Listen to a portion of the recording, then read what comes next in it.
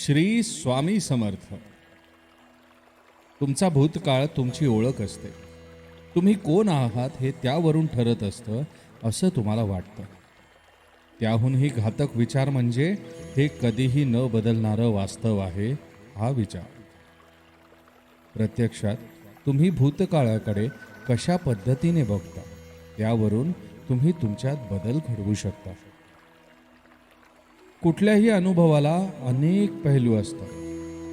आठवणी, अनुभव, भावना, एखाद्या छोट्या गोष्टीचं तुम्ही लक्षात ठेवलेलं तात्पर्य आणि त्या सगळ्यातून तुम्ही कशाची निवड करता ती गोष्ट तुमच्या वर्तमानातील मानसिक स्थिती दर्शवते. अनेक लोक भूतकाळात घडून गेलेल्या गोष्टींचा शिकार बनतात.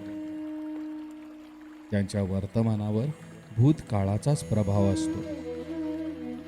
त्यांचा भूतकाळ त्यांना हवं असलेलं आयुष्य जगण्याच्या आड तर येतच नाही, उलट त्यांना मदत करतो हे समजण्या इतकी प्रगल्भता त्यांच्यात नसते.